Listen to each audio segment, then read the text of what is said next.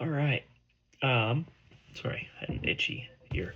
Um, I finished part three of this book finally, or volume three. Sorry, volume three of this book.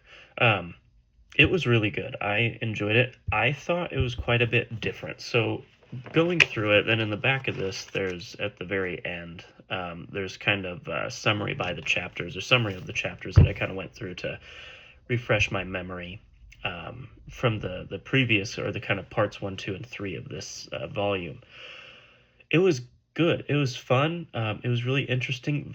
This volume read more, I thought, like a history book than like a fictional story or kind of like a semi-fictional historic fiction book. This one, you do focus on the characters. You talk with Prince Andre. You're there with Andre. You're there with his father, his sister. You see Natasha. You see Pierre. You see all the same characters, but this one focuses a lot more on the lead up through 1812 to um, kind of the invasion of Moscow. That all of these armies are starting to congregate together. They're getting closer and closer to Moscow.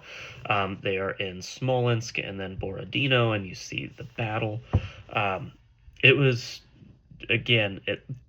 I thought this was really cool. I really like the history aspect, and I really enjoy how there's actual historical figures in this. Like obviously Napoleon and Tsar Alexander are in it, but there are like Rostopchin is kind of the mayor or the governor of Moscow, and it goes over a little bit about what he has to go through um, as Napoleon's army, as the French are getting closer and closer and closer to Moscow, and kind of his weird erratic behavior leading up to that, just his kind of fickle back and forth nature. Um, there was a lot that did happen though in the sections of this that are based around the fictional characters like Prince Andre, Nikolai, Natasha, Pierre, and so on. A lot happens. Andre's dad passes away due to a stroke. Natasha gets super sick because she's kind of in the middle of a split with Andre, but falls in love with another man. Andre gets really upset about that and then leaves, and she does some rough stuff and gets super sick. And then Pierre's thrown into the mix where he kind of realizes that he likes her and then stops.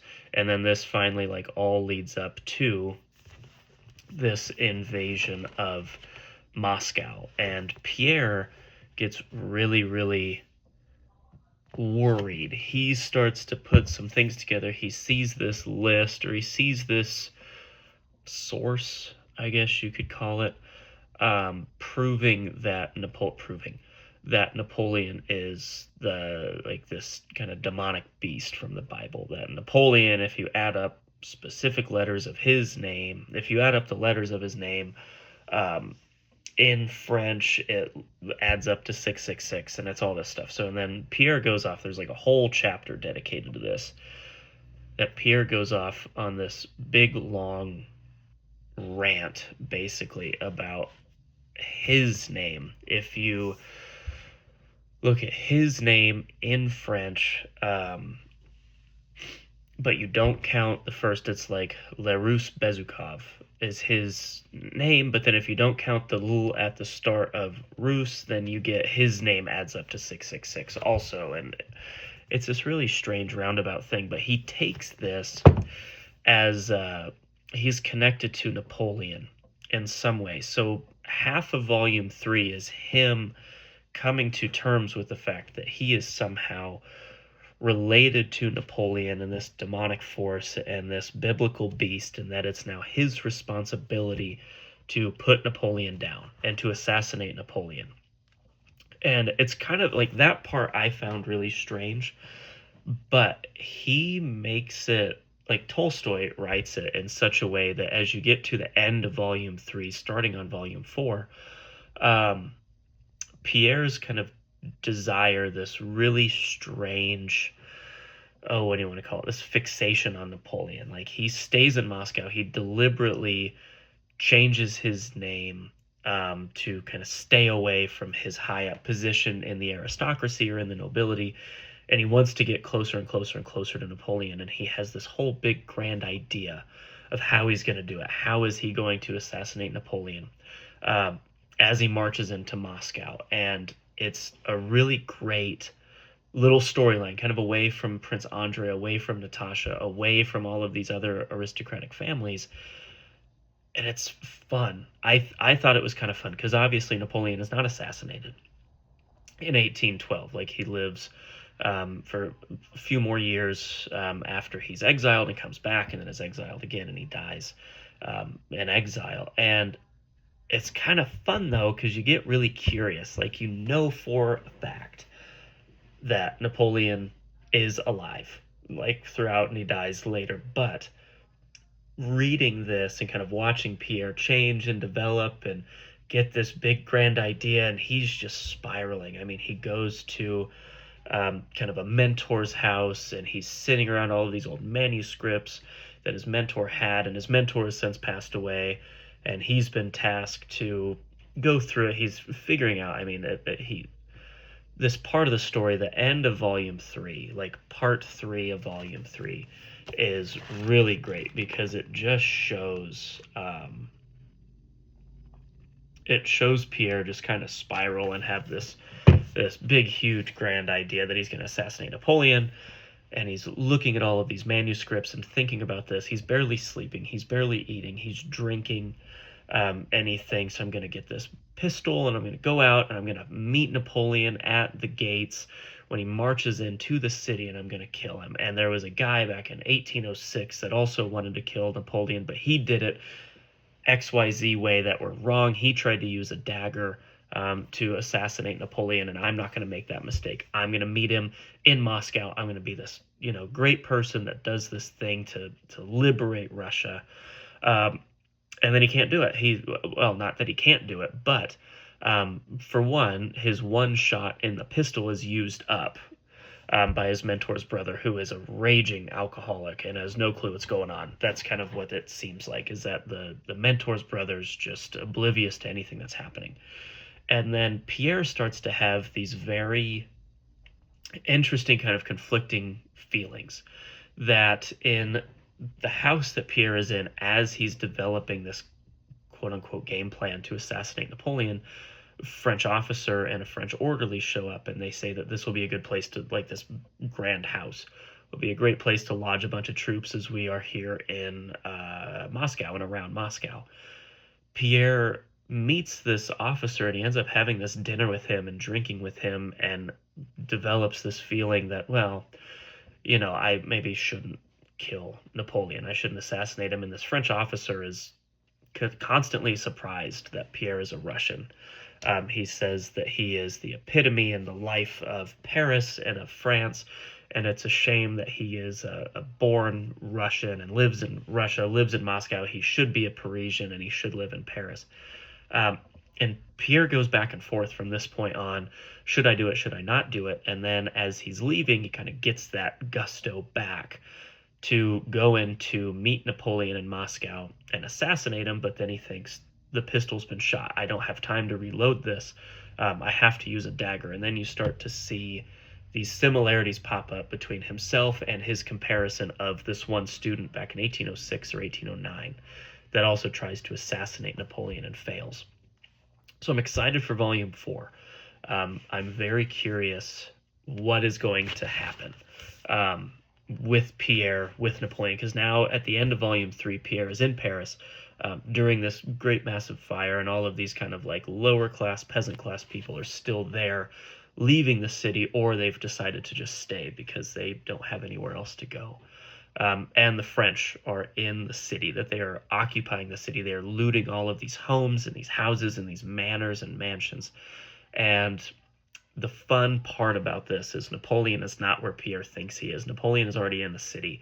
Pierre thinks he's going to catch him entering the city, but he's several hours off. So it's so cool, so much fun to read Volume 3.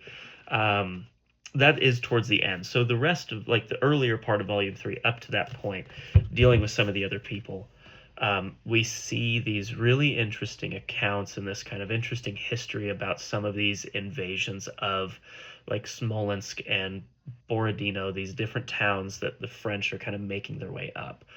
One part of it that I really like, that I think Tolstoy did a good job of, is like it's talked about in the book, but I think it's also a really good reminder of how history works. Is in the book you have Kutuzov, these people that are in charge. Like Kutuzov is the commander in chief of the Russian military, and they're at Borodino, and they just get done with the battle, and everybody thinks that France has lost so many troops. I think they lose about a third of their troops, but Russia loses about a half of their troops in this one battle. But these numbers haven't come in yet, and Kutuzov is very like blinders on. He's a one singular perspective of this overall battle across an entire region or across a town, and he thinks that they're winning and that they need to regroup and get ready and attack the French again while they're off guard, while they're counting all of their dead and kind of reeling from these attacks. But then one of his officers comes in and say, well, we are in no place to attack. We don't have the troops, we don't have the ammunition, we don't have any of the necessary items or troops, whatever it is, to attack the French again this quickly, like back to back. And I really like how Tolstoy does that, because being a history teacher, I talk to students about this a lot, that it is very easy for us to see this outcome of all of these battles from the get-go because we know how these events progress.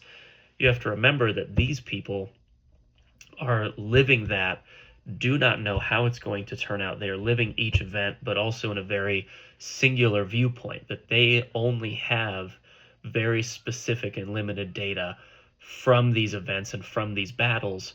They can't make these insane, crazy split-second decisions to attack the French again or do whatever it is. They don't have that information. They don't have it instantaneously that I've lost a half of my troops. Kutuzov, from where he was, the Battle of Borodino looked like a success. And I love how Tolstoy portrays that in this book, that part of the battle for the French looked really, really well, that it was looking up, everything was positive. But in another aspect of that, in another part, another side, another front of this battle, the French had suffered extreme losses. So it was cool to see that like in a book, and how Tolstoy in volume 3 has kind of merged nonfiction with fiction here, and then added the nonfiction characters. Again, I think overall we get a lot less of Andre, Natasha, Pierre, all of these characters. This is very much like Napoleon's volume leading up to Moscow, through Smolensk and through Borodino, with the fiction kind of spread out, kind of sprinkled in there here and there. That this is a almost like a quote unquote historical account of Napoleon's march, but in War and Peace, like in a fictional story. And I thought that was pretty interesting. I thought that was a really neat turn, kind of a switch in the story, that Tolstoy shifted it from this very dramatized, like fictional aristocratic family or several families and dealing with Napoleon's invasion and the Napoleonic Wars, to focusing primarily on that in this volume, and then adding in those same characters that we've kind of known throughout the rest of this, to kind of know and to love and to find interesting. I mean, Andre's my favorite character in this book. I think Andre is such a cool, interesting character with his desires and his complexity. Pierre is also great. Natasha's obviously really good. She's just very young, and I think has a really hard time knowing exactly what to do in these situations. Overall, really cool volume. I'm pretty sure I said it for volume 2 that there was some lulls in there, that some of those chapters or some stints where it might be several chapters could be a little bit boring or just a little slow, not necessarily boring. I did not feel that with volume 3. I thought volume 3 was relatively fast-paced, and I think it was just watching Napoleon's army get closer and closer and closer to Moscow, and how the Russians are dealing with this. Because again, we focus a lot more on those actual historical figures just through Tolstoy's eyes in a fictional story. So, or non-fictional figures, these historical figures in a fictional story, and how are they reacting. So I really enjoy Tolstoy's kind of take on the invasion of Moscow, and then leading up to the actual burning of the city while the French are there, and while some of the Russian citizens are still there, and everybody is looting these homes and houses. So as of right now, War and Peace is a phenomenal book. I really, really enjoy it. It is very dense. I mean, obviously just by sheer size, but content as well. Um, I have done some kind of looking, and again, there's a lot of kind of reference material here in the back with the notes, and then they have some maps back here as well. It's kind of difficult to see, but they had some maps of these battles, and then the summary of the chapters that I've been able to kind of reference to and look at and see if there's anything significant that I may have missed, or to just go back through and like kind of reread a couple of pages here and there to make sure I know who's who and who's talking and where we're at and what time. But volume 3 was great. I mean, this was solid 8, 9 out of 10 for a volume in this book. It was a ton of fun to read. It was a blast. Yeah, again, I perfect, great story. I'm excited for volume 4. I'm kind of bummed that I'm almost done. I have about 300 pages left, so I'm excited to see how this gets wrapped up, kind of where we end. Do we end with Napoleon's exile, or do we get all the way back through this kind of feeling of he's gone, and then the return of Napoleon and kind of his 100 days back? And I'm curious to see what happens to the characters, because fighting through these battles, Pierre kind of losing his mind a little bit with this desire to assassinate Napoleon, Andre got injured in battle, and Natasha's being torn back and forth between some of these characters. I'm just curious where we're going to end, if we're all going to survive and get a happy ending, or if we're going to get this really like sad who's going to die at the end. So I am looking forward to volume 4.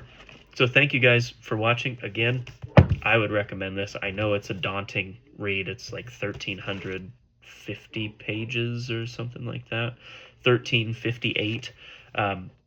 But it's a cool read. I would recommend it still after 3 volumes. So thank you so much for watching, and I hope you have a great Monday. Bye.